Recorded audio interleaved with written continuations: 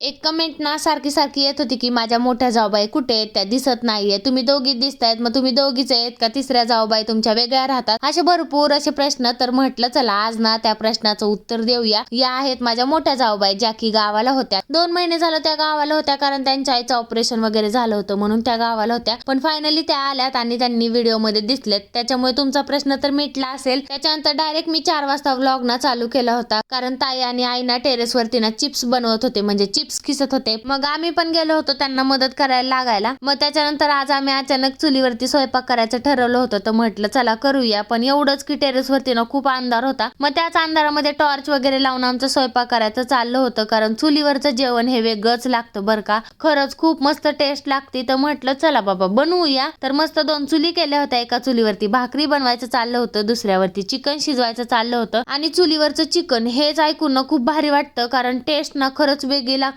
म्हणजे खरंच खूप मस्त लागतं. मग ताईने नाही ते मस्त अशी तर्री आलेली भाजी बनवली होती आणि भाकरी बनवल्यानंतर ताई आणि देवांशी मस्त निवांत बसल्या होत्या. म्हणजे या माझ्या मोठ्या जाऊबाई आहेत आणि त्या दुसऱ्यावाल्या माझ्या मधल्या जाऊबाई आहेत आणि मी सगळ्यात लहान आहे. तर मस्त अशी भाजीला तर्री आली होती, म्हणजे खूप छान वास येत होता या भाजीचा. त्याच्यानंतर ना बिर्याणी भाताची तयारी चालली होती. मग कुकरला ना माती लावून घ्यायचं ताईचं काम चाललं होतं आणि मी खाली आले होते घरामध्ये. काही सामान ठेवायचं होतं, काही घेऊन जायचं होतं. म्हणजे टेरेस वरती स्वयंपाक करायचं म्हटलं की असंच असतं, वरती जा खाली या. त्याच्यानंतर ना टाकीमध्ये पाणी सोडलं होतं. मग आईने ना चिप्स वगैरे धुवून घेतले, कारण उद्या चिप्स बनवायचेत ना, त्याच्यामुळे मग तुरटीच्या पाण्यात ठेवून दिले. आणि मग नंतर मस्त खाली येऊन ना आम्ही मस्त चिकनच्या भाजीमध्ये भाकर चुरून पोटभर असं जेवण केलं. तर असा होता माझा आजचा दिवस. चला बाय.